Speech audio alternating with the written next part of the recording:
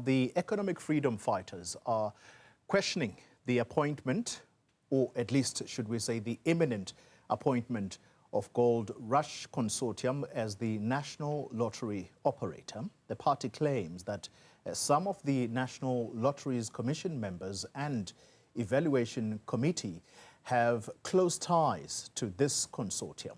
EFF wants the Minister of Trade, Industry and Competition, Pakstau, to account on the appointment process. Let's speak now to EFF spokesperson and Member of Parliament, Sinawo Tambo, who joins us in studio tonight. Mr. Tambo, good evening to you, and thank you very much for your time. Let's start with why you are so concerned, and in a way, your statement is written as though this particular consortium, Gold Rush, has already been appointed when, in fact, the minister has yet to make an announcement.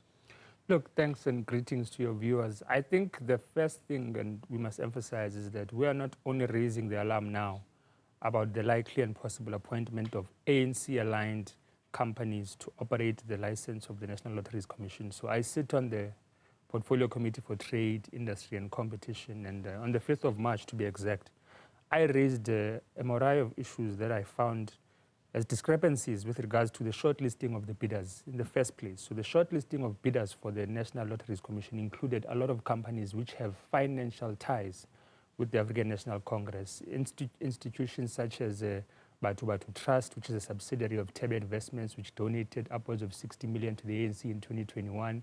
Institutions such as Hoskins Consolidated Investments, whose CEO is Jeremy Copeland, who was a member of parliament of the ANC in the 90s, donated to the CR17 campaign. And now this Gold Rush Consortium, which is led by one Sandile Zungu, who we all know was public knowledge contested the provincial chairpersonship of KwaZulu-Natal in 2022. So that imminent appointment is something we have on good knowledge. And the minister is set to make his announcement on the 28th of May, which is very imminent. So we have written to him to refrain to making such a pronouncement before the 28th of May until he comes to account to the committee about the discrepancies which we have identified, which includes, as you've mentioned, 2 evaluation committee members who have ties with Gold Rush Consortium. One attended their gala dinner.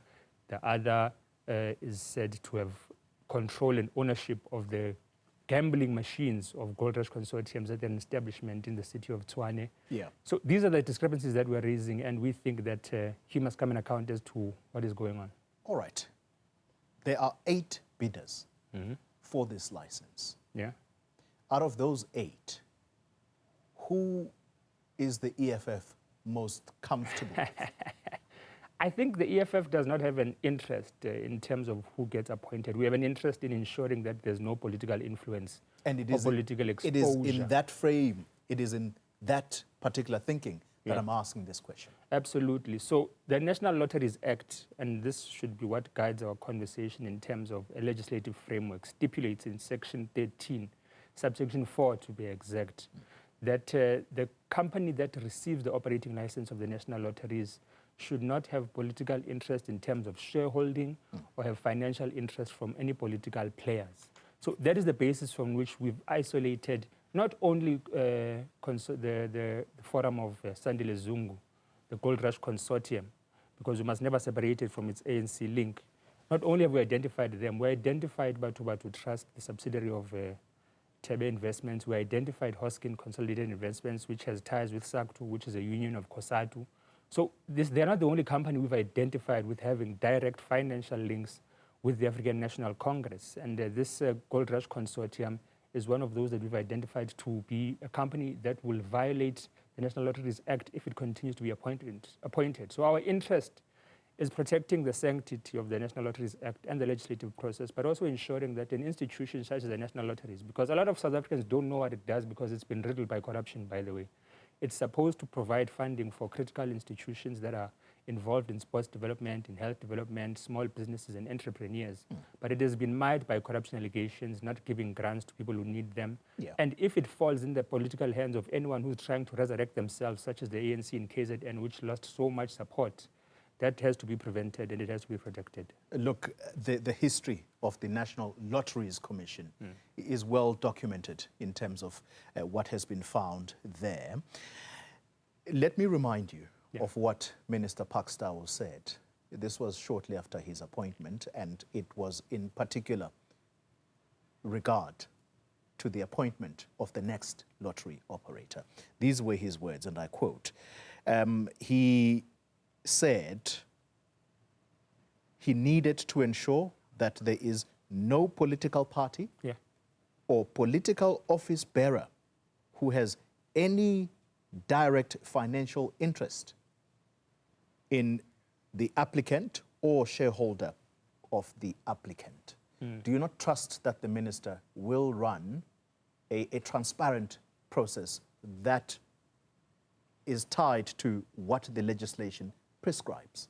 He's in advanced negotiations with Gold Rush Consortium, and that can be confirmed because they made a market communication which states that they are in advanced stages of negotiations which may require an expansion of their business operations. That's also a violation of National Lotteries Act, by the way, because the Act stipulates that the minister must consider the bidder who will have existent and unconstrained capacity to operate national lotteries. So Gold Rush Consortium already concedes that with that market communication.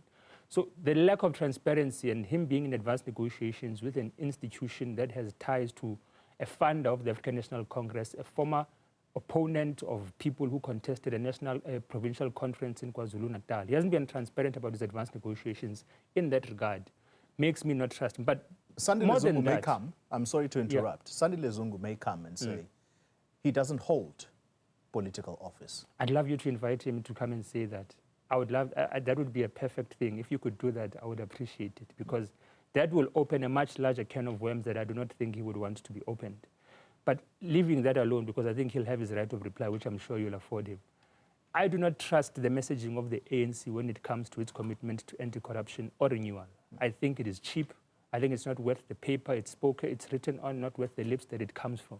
Because even earlier today, we saw in Parliament a simple question from a member of Parliament asking about the appointment of the son of Gwede Mantashe to chair SETA board, whether it was true or not from a Director General in the Department of Higher Education. He was beaten up and thrown out of a portfolio committee sitting at the behest of a chairperson of the ANC.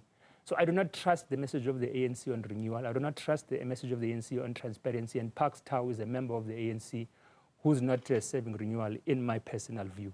The messaging of the ANC is not worth the paper it is written on, and I think we should allow Pakstau, whom we've given 24 hours to respond to our letter of demand, which we sent this morning. And let's see tomorrow if he's worth the salt that he's saying in that statement that you're stating there. As we quickly wrap up this conversation, if Gold Rush is announced, because the understanding is that before the end of May, there has to be some kind of announcement. If it is announced, what will your next steps be as the EFF? Look, in the letter we wrote to Pakstau this morning, we told him that he must refrain from making any announcement before he appears before the portfolio committee. And then we reserved our legal rights as the EFF to pursue any legal relief necessary, which includes and is not limited to instituting an interdict of that announcement process. So he's got that 24 hours to tell us whether he'll allow us to pursue that process or whether he will come to account to the portfolio committee as well. But I can tell you now confidently, I have personally been in conversation with the legal team of the EFF, and we are making the necessary preparations to ensure that we either interdict that process or we take Pakstau himself through a judicial process to hold him accountable for violations of the National Lotteries Act and for possible collusion and corruption in the awarding of the bidding licenses for the operations of the National Lottery. We wrote to Mzwandile Masina as well, who's the chairperson of the Portfolio Committee for Trade, Industry and Competition, imploring on him to write formally to the minister to refrain from making any announcement of any successful bidder, not only Gold Rush, until he comes to appear before the committee, to ensure that the Portfolio Committee, which must hold the executive accountable, is not complicit in unlawful conduct and is not found neglecting its duties. Should he fail